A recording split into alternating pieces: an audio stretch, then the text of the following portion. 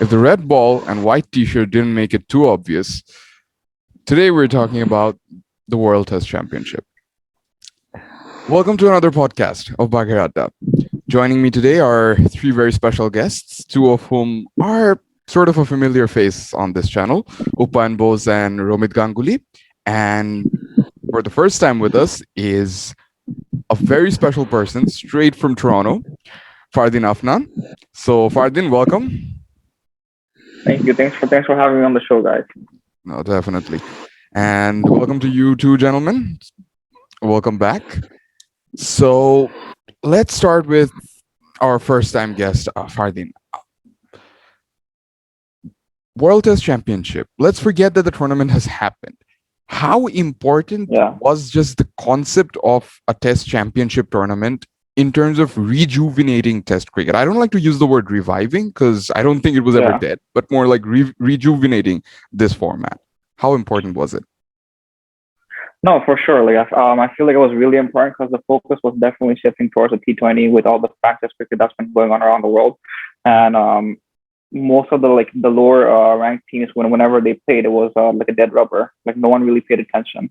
But with the whole Test Championship and the point system and everything, like every single game mattered. Like people actually prioritize Test cricket for once more than like limited overs cricket.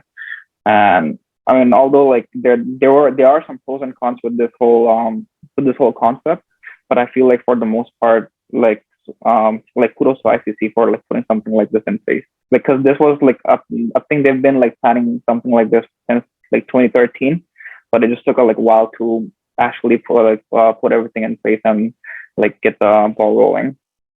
Agreed. So, Yeah. given that the tournament, most of the tournament is already over, we're just waiting for the final now.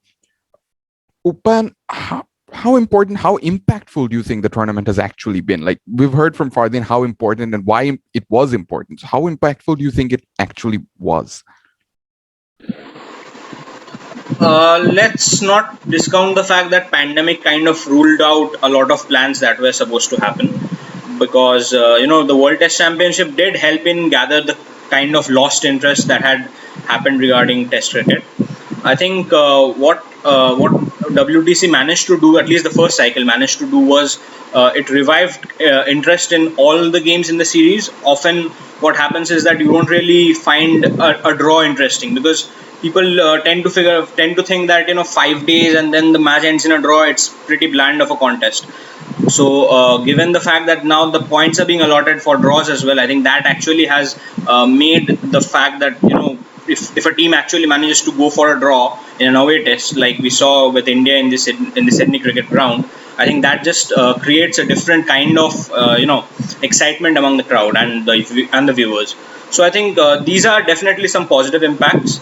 One particular negative impact is that teams which are ranked below the, let's just say, below top five, there has always been a tendency of ignoring Test cricket, because mostly they don't get to play good teams, and they don't really get to play too many tests in a year or so. So, given the fact that top order, teams which are ranked at the top, they have actually abandoned or cancelled the tours that were initially scheduled in those areas.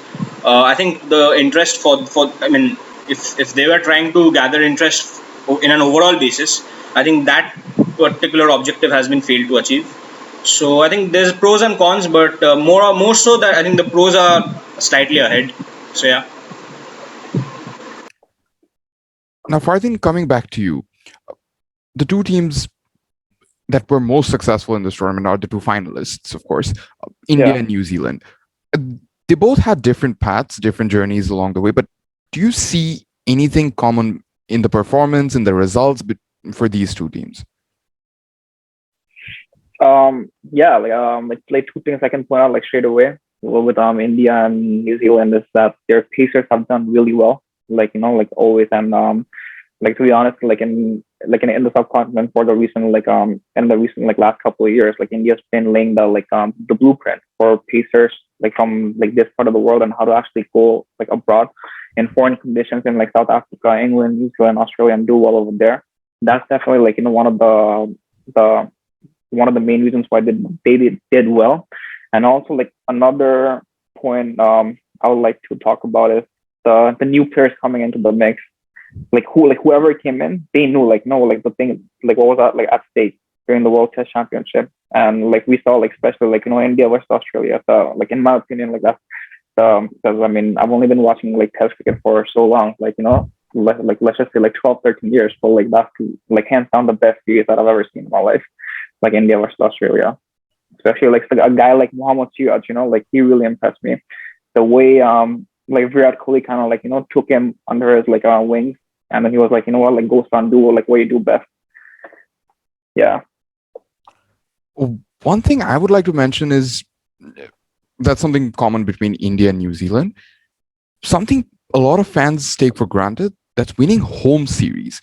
Now, usually we take it for granted. We say that, okay, if you're winning home series, you're not good enough. But here we are. Here are the two best teams. They're pretty much the only two teams, I think, who've not lost a home series in the entirety of this tournament, or at least not even drawn a single home series. They managed to win every single home series. And that turned out to be the turning point at the end. Yeah. Well, I think the journey with India started in 2019. I think the first matches for their I think it was against us, right? It was against Bangladesh. No, it was actually against West Indies. I think it was against West Indies that started. Sorry, West Indies, South Africa, and then Bangladesh. Then Bangladesh, yeah. Okay, yeah. I kind of forgot because COVID took a lot away from me. But yeah, India's the thing is India's always been strong at home. They know how to utilize their conditions. See, if you want to compare someone like India to someone like Bangladesh, or two opposite ends of the spectrum, we see even in India, the wickets they make, even if it's a spinning track, I'm not gonna talk about the last England series where the ball was spinning a lot and both batsmen from both the sides struggle. But normally, even when India makes spinning tracks in their country, their batsmen still know how to actually go ahead and defend against that. What we have done as a country of Bangladesh, I would say, is that we've been since Chandika Hathur Singh was the coach for us. We've been going into that we've been going into every single match or series with that thought that we're gonna make spinning tracks and we're gonna defend it. We're gonna get the teams out less than 200 sometimes even. But now what has happened is that so our batsmen aren't playing spin well, because they're playing because we have in domestic cricket we're getting a lot of green tracks, sporting wickets, balls seaming around all throughout the first, second, and third day. And when you come to international cricket, it's just all spinning tracks. So we should we have a lot to learn from India. Absolutely. And in a way, the same from New Zealand. They pretty much not just won, they pretty much dominated all their home series. And yeah, you could take Australia's example. Australia had a pretty good tournament up until the series against India, and that 2-1 loss at home. It wasn't an away series. I think it was the same for England when they had an Ashes tie at home. So these turned out to be the turning points. Now, that's where I want to go to Romit for. Australia's journey. Australia came really close to making it all the way to the final.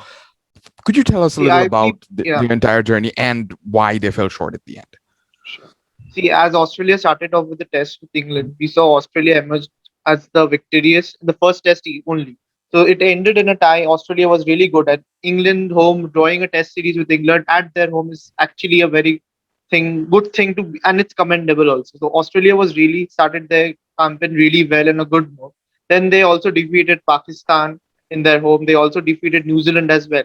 The turning point came when India came. India outplayed them, and India got the edge in the. We saw from Sydney Test only. We saw India gathering up together, and they were more positive about the attitude. So I think for the Gabba Test, Australia fell short because I thought that they took India a bit casually because it was the young squad. So Australia didn't took them that serious for that test. And I think they fell short. And also they were unlucky, Australia, I would say unlucky for them because they missed out for the test against South Africa due to the pandemic. So they opted out for it because if we saw the calculations which were all made, if Australia wins 3 tests or at least 2 tests against South Africa, they would have qualified ahead of India or England. So they would have been playing the final if they'd won the test against South Africa. So I feel that they were unlucky on that part because of the pandemic. This actually hit them very hard because Australia was looking good and they were a much better team, I feel, than South Africa, and Australia could have won the test, and so that's why I feel the final might have would be between New Zealand and Australia. So Australia was unlucky on that part because they missed out on the test against South Africa. I just want to add something Mhm. to that point. I just want to talk about when it comes to Australia, how little the margins actually were. Because if you think about it, when they played the Ashes in 2019, I still can't stop thinking about that Headingley test. Where they took that review and then they didn't have like a review left for, I think it was when the goat Nathan Lyon was bowling, and it was plumb. Like we all saw it, from our home in the TV screens, we saw it, like it was plumb, and they just didn't have a review. Like even something as little as that, like that's how little the margins were. Like that's what made the World Test Championship like a whole lot of more interesting to actually enjoy. Also missing that just one run out of Ben Stokes. Oh Yeah, yeah, in the the same margins innings. were really little for Really, Australia. really Yeah, low. So yeah. while in the topic of England, Upayan Bose, could you talk about England's journey? Because they had a pretty good tournament themselves. Again, only falling short at the very end. I think England has a different story. I think there's the problem with the English team is that the management has got mixed ideas about what they should be using in their test setup and what they should be using in their limited over setup. The problem lies is that they have this policy of player rotation, and they're not really sure about who to rest and who to play as it happens. For instance, they're missing out on Ben Stokes and Butler and Bairstow right now in a series against New Zealand. So I'm not sure what the policy is all about. You know. Plus, I think they are the only team which has got. I mean, the only team in the top four which has got the most horrible record as far as home tests are concerned. Like they drew one against Pakistan, they lost one against West Indies, they lost two against Australia, and drew one against Australia. So that is also definitely a concern. I'm not sure if the English cricket team is taking tests seriously. They certainly have test specialist players, but there are a lot of concerns regarding the English test team. I don't know how can they really pick and choose against oppositions or pick and choose against series.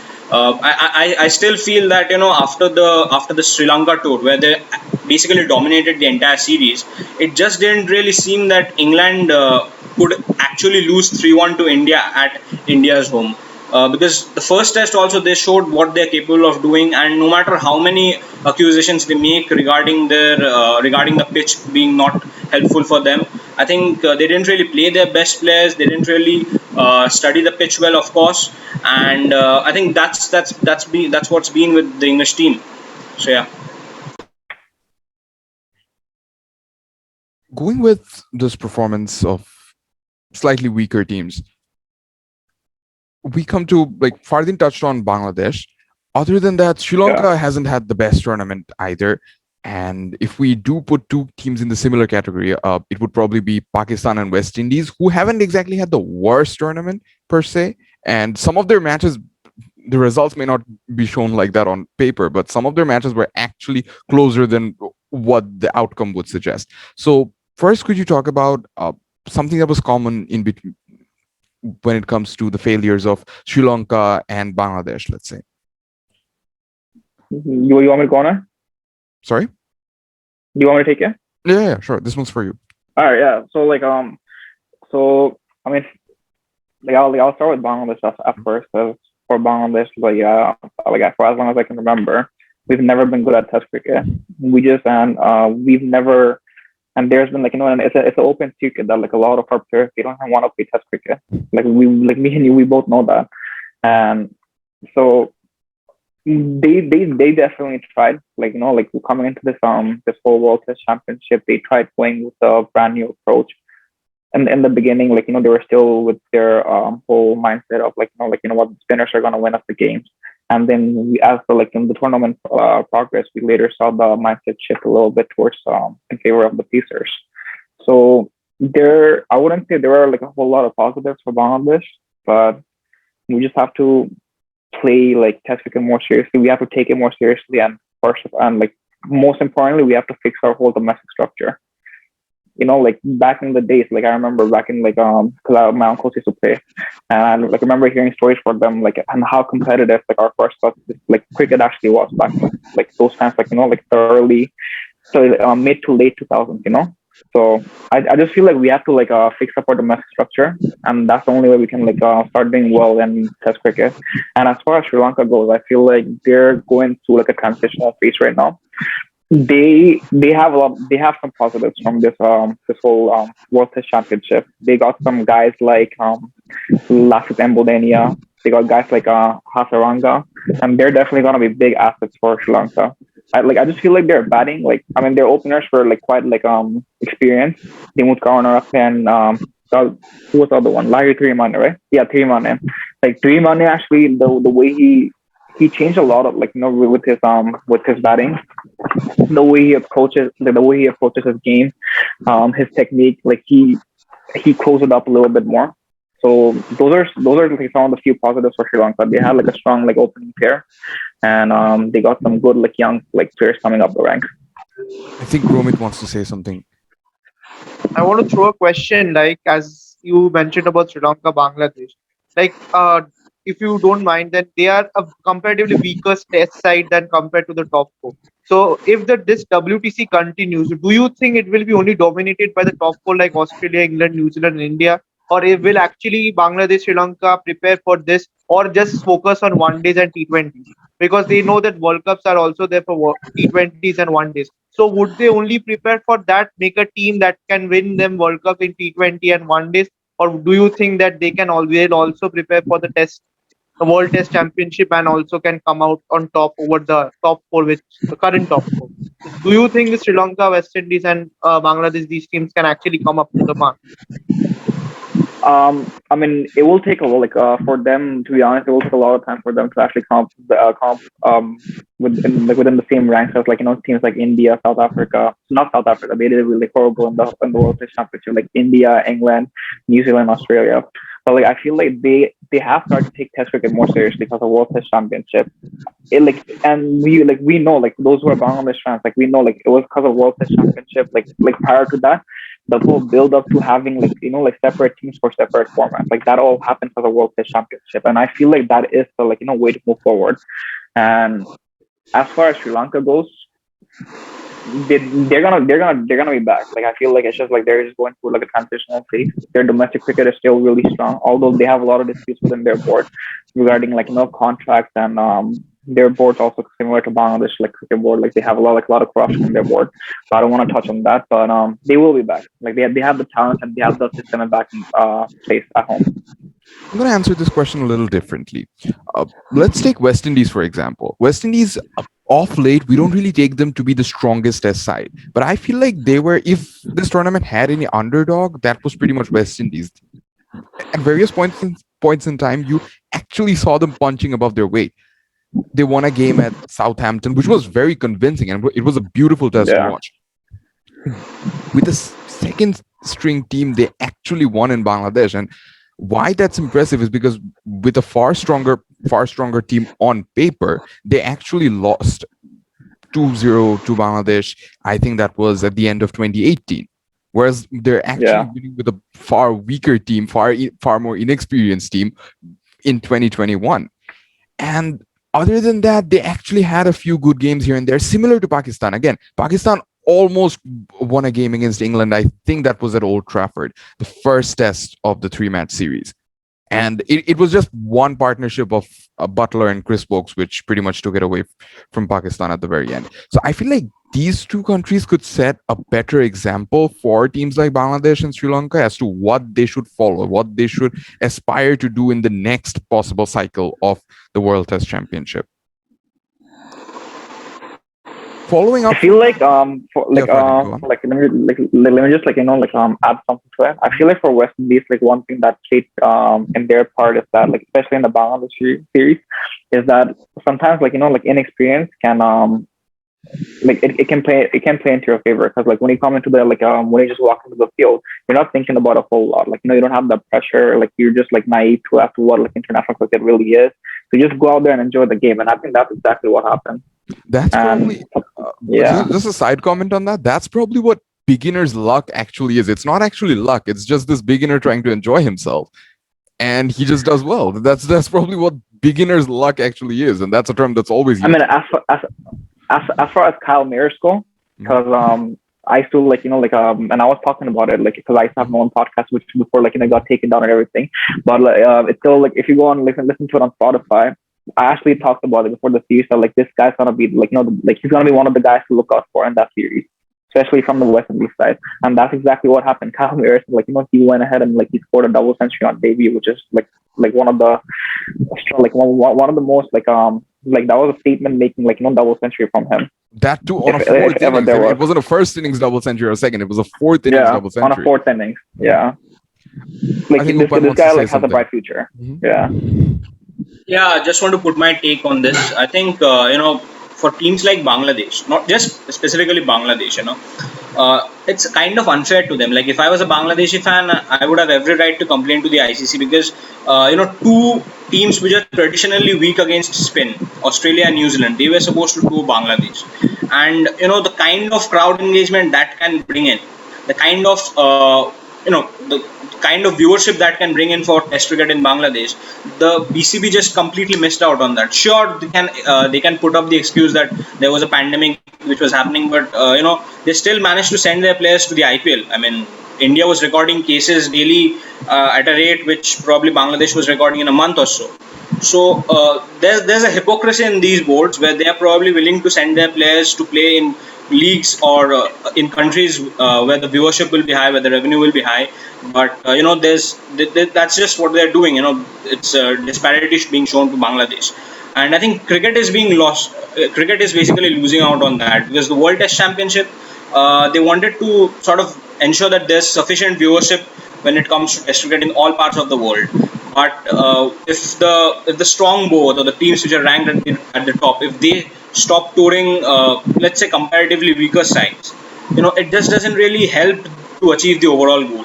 So I think teams like Bangladesh, some teams like Pakistan also, because many teams often don't want to tour Pakistan, or maybe they promise to tour Pakistan, but eventually they don't keep that promise. They have really lost out on a lot of revenue, and I sincerely hope that in the next cycle of WTC they manage to rectify that. So yeah, I mean, sure, Bangladesh did lose out against West Indies. They did lose out against Afghanistan in the recent past. But I think they would have been that much fired up to play against Australia or New Zealand had they known that the series was supposed to take place. So yeah. I mean, it was clearly evident when you look at the points table and how many series, the teams lower down, in the table, and how many series they played compared to the other guys. Bangladesh played only 3.5 series, which is a joke for I feel that's one of the things I think that I would say that's one of the cons for the World Test Championship because going forward, I feel all teams should play equal games, because if your concept is having a proper tournament where there's a final, I feel all teams should get the same opportunities. I'm glad. Absolutely. I mean, I'm yeah. glad this point came up because this is actually what my following two questions are about. So the first question I have is to any of you gentlemen, whoever wants to take it. Could ICC have handled the post-COVID scheduling better, given that there was no actual pressure to host the final in 2021 itself? The final could have been postponed just to have a proper cycle. Certainly, I really think that they could have actually postponed they could have actually extended the WTC cycle one. I mean, how do you explain someone that India has played 6 series and Bangladesh has played 3.5 series? I mean, what is even that, right? So there's a lot of disparity, as you can see. The PCT percentage doesn't really make sense. Not all teams have actually honored the home and away rule. For instance, if you look at New Zealand, New Zealand has just won one match against at away, right? They've won all their matches at home, but they've just managed to win one away, and that And they didn't against even win the series. It was just a 1-1 They draw. didn't even win the series. Yes, exactly. So had they been in Bangladesh, they had every chance to lose out against them, and they could have easily been routed because they're not traditionally good players of spin. So a lot of questions should arise because the ICC, they kind of have this tendency to sort of favor teams which traditionally don't really play spin that well. You see pitch reports being filed against against teams which sort of lay down pitches which tend to turn a bit, and that has certainly not done well for cricket. That has certainly not been anything good for cricket, and I think that is something which ICC should definitely take in consideration. Also, the home and away rule. If all teams are not playing sufficiently, then there should be points deducted, right? I mean, in 1996, when Australia and New Zealand refused to go down to Sri Lanka and play in the World Cup matches, Sri Lanka had those points instead of Australia and New Zealand. Like, they had their points docked for that. So I think if Australia and New Zealand, if they had abandoned the series against Bangladesh, then Bangladesh should actually get points for that, right? So these things should definitely be taken into consideration, in my opinion. Yeah. And just to add on to that, as he mentioned that Bangladesh has played only 3.5 series. I guess there should be a rule and New Zealand has played most of their test matches at home. So I guess ICC should come up with a rule that there is equal home matches, equal away matches. That would be fair to every team, and every team plays the equal number of matches. Because in World Cup we see ODI format or T20 format, every team plays the equal number of matches, and then there are the qualifications for knockout. So that should be also there in the WTC, because it's unfair for like teams which have not played many series and have not got that exposure. And New Zealand also playing winning at home. I don't know they actually deserve playing the final, because they have shown nothing in away matches. And also with the pandemic, they could have increased the cycle, because Australia fell short there, because they might have played with against South Africa and they might have played the final today. So I guess ICC should come up with a new rule that every team plays the equal number of matches and divided into equal number of home matches and equal number of away matches. That would be fair, right? Yeah. The pandemic could be an excuse as to why there are more matches in New Zealand compared to Bangladesh, given New Zealand has been COVID free for quite a few months now. But here's something which you genuinely cannot excuse. England have played 3 4-match test series. New Zealand have played none. Yeah. And that's almost an inexcusable difference, because could you imagine New Zealand playing a 4-match test series in India as opposed to a 2, or the 2-match test series which New Zealand played in Sri Lanka? That could have been a 4-match test series. Could the results have been different if England played only 2 matches in India? So these are questions which arise. So Fardin, how do you see this scheduling difference? This is not even affected by COVID. This is just how these matches were scheduled. And Stuart Broad, I think, even raised this point. Yeah, for sure. I think Stuart Broad was talking about how playing some games in the Ashes and then playing a couple of tests against Bangladesh, they don't hold the same value. Right. And he is like technically right. Like, he's not wrong. And I mean, obviously, this has been like this for a while now, the ICC and the way they do their future tour planning. But I feel like they could have done a lot better, like with the way they scheduled the tours and everything. With they made sure like every team, they got equal home and away matches, and they actually got to play if, for example, one team played four tests, the other team also played 4 tests as well. They could have done that, but also at the same time, looking at looking into the future, because ICC recently they released their plans for the global tournaments for the 2021 to 2030 cycle. There's a lot of tournaments that's gonna happen in that cycle, more than ever before. So I feel like they also couldn't have increased that cycle or extended the cycle and take it up to to 2022. Do you gentlemen have anything to say about the uneven scheduling? Well, I think it'll never be resolved, because you can't even imagine having a 2-test match series as far as the Ashes are concerned, or as far as the Border Gavaskar Trophy are concerned. At the same time, I'm not sure when was the last time West Indies played a 4-match series at their home. So I think it also depends on how much it's feasible for the cricket boards as well, because not every cricket board has the same kind of financial power to host a 4-match series, or the kind of stadiums or the kind of logistics teams who can deal with the extensiveness of the series. So yeah, I mean, there's going to be a disparity, of course, but the ICC did try to sort of they managed to reduce this disparity by introducing lesser number of points. However, I still feel that there should be sufficient points given if an away team is winning at if a team is winning at away, because that is exactly where the beauty of test match lies. And I think maybe the ICC will come out with such rules in the future.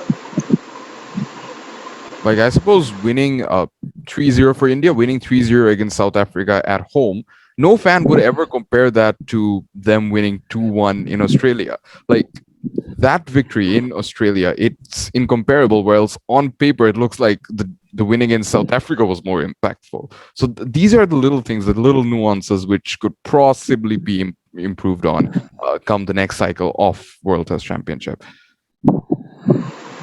Going back into sort of a more positive topic, I'm going to ask each of you which one was your best or your favorite individual performance in the World Test Championship.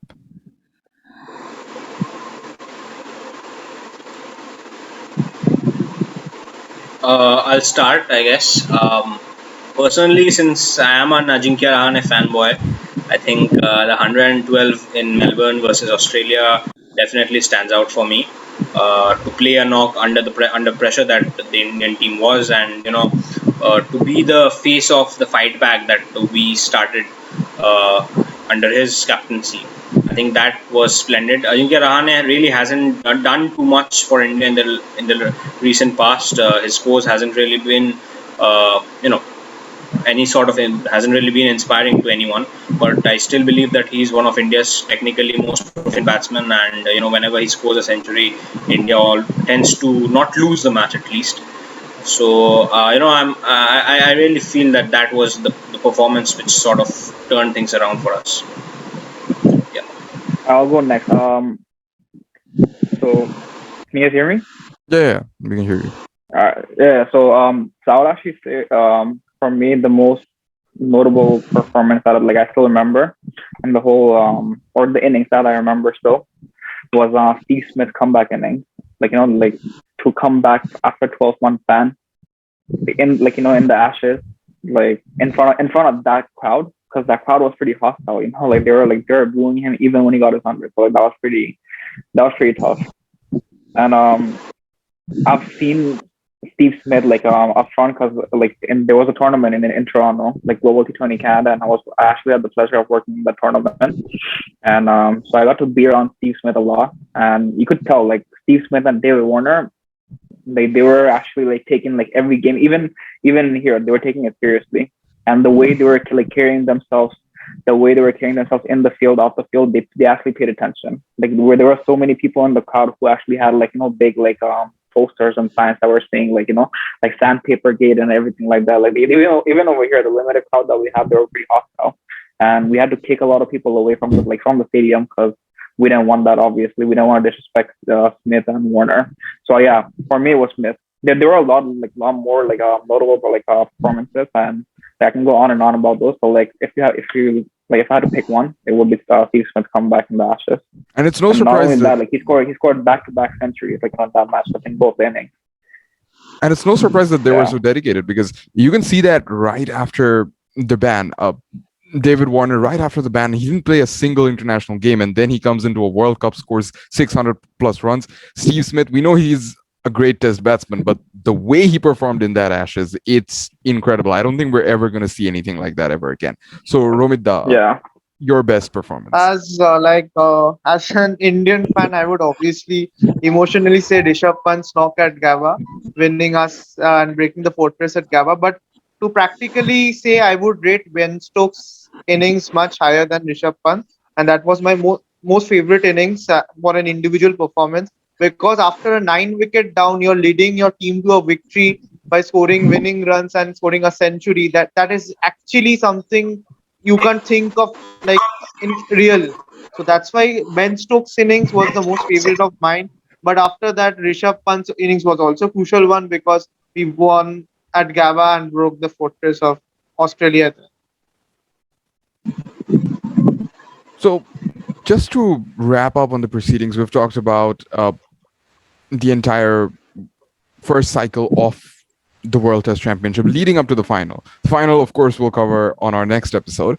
So, just to end this, What's your suggestion? What's your one not necessarily one, but what's your overall suggestion to improve the World Test Championship in the upcoming cycles? Like, I'll go I'll first. touch base. Okay, go on. Oh, sorry, sorry. No, sorry. Go ahead. Well, Yeah. I think, like I mentioned earlier, away test matches, the teams which are playing away, they should be given a certain percentage of preference as far as the points are concerned. But one thing that really, kind of enchants me is that earlier it was being said that day-night test matches were being considered as the future of Test cricket. And in the World Test Championship, the number of day-night Test matches that we've seen, they certainly haven't really yielded a good contest, right? I mean, not because of a 36 for 9 thing. It's not because of that, but every time we've seen a day-night Test match happen, it's either ended in 3 or 2.5 days or something like that. Whether it's in Australia, whether it's in India, or it has been severely one-sided for the home team. So, like, what do you guys think? Like, is the day-night test matches the destiny for Test cricket? And Funny in thing the World is, Test Championship, would you like to I see much more of? I feel like in terms of bringing like fans back into the game, day night test matches definitely it's a great initiative. But I just feel like yeah like it's been 5 years now I think since the first day night test match was played, but still not all the countries they have a proper I would say like a good number of matches in their first class setup where it's like day night. So I would say it's still gonna take a few more years, if not more, to actually for people to get adjusted. Because like before every day night test match, you still hear the same things that we've heard like in the first match. They were like, oh, like during the twilight zone, it's hard to see the ball, and so like the pink ball swings more, something like stuff like that. So and that definitely upsets the rhythm of the game. So I feel like moving and like talking about day night test matches specifically in World Test Championship, I feel like it's still it's debatable. Like if it was up to me, I wouldn't have day night test matches in World Test in during the World Test Championship matches because it's just not like a tried and tested, like it's not a perfect system yet. funny thing is, Yeah. day night test matches were actually more competitive before the World Test Championship. So in a way, perhaps like you didn't even hear that much fuss or that much complaining, but that's probably because there wasn't this whole world tournament at stake. So as Fardin said, it's sort of unfair when a team like Bangladesh that's almost never had a proper first class game even with the pink ball suddenly have to face against India. Again, India haven't played an international game with the pink ball before that, but it's still a huge challenge, and I don't think it's fair for any team to face that in a world tournament. So probably it could have been sidelined for the second cycle, and by then the teams could have prepared better. So Romit, your final thoughts? Yeah, like for ICC, I would actually bring, as I mentioned earlier, that every team should play equal number of matches because, as you know, that BCCI is the richest board. You know that they can organize 4 tests, but that would be unfair on some other teams as well who can't actually organize 4 tests. So whatever is happening, like every team should play equal matches. Like if you in home, like India wants to play 4 test matches because they know even if they lose the first or the second one, they might come back because they know it's their home and they can actually change the home conditions. So that is actually unfair on the team who is coming to India and actually defeating them. Because if you have defeated India in 2 matches and then the last 2 matches, if India comes back, then there's like they don't get the credit. So that's why 3 test matches, India won't get chance to organize one more. So that would be actually fair for both. So that's why I think every team should play equal number of matches and home and away should be equal. So there can be a parity between teams and actually you can judge. Because if you play equal matches at home, equal matches at away, then actually that defines how good you are as a test team. If you winning more at home and less at away, then it's showing that you are not actually being successful at away. So if you're winning more at away, then that actually defines you, and that team actually deserves to play the final. So I feel this should be the rule it applies. Talking about equal opportunities, like I actually wonder some players, like for example we've seen from New Zealand, because we have to keep on coming back to New Zealand because they pretty much played all their matches at home. And just imagine if someone like Kyle Jamieson, how his first year in Test cricket would have transpired. If like they were playing some matches away from home, some matches at home. It would have been a whole different story. I mean, although cool, kudos to him because he did really exceptionally well for himself. the way like for someone like who's 6'8", like consistently coming in and then like pitching it up and like good length, not like not for like not pitching it short because like the margin like are like they're even like like narrower for like most fast bowlers who are that tall. So I feel like it would have been a lot different for him. Like Yeah, even though he bowled really well. even in New Zealand, India are a tough opponent, and that was his first opponent. But Yeah, having said that, of course, I mean, facing India in New Zealand and facing India in India as a fast bowler is a completely different it's a ballgame. big difference. Yeah, Mhm. yeah, for sure.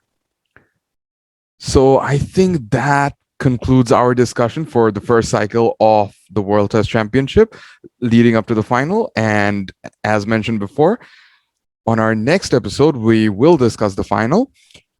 Till then, stay tuned to Bagher Adda and do let us know. Do let us know in the comments what are your thoughts on the first cycle of the World Test Championship so far.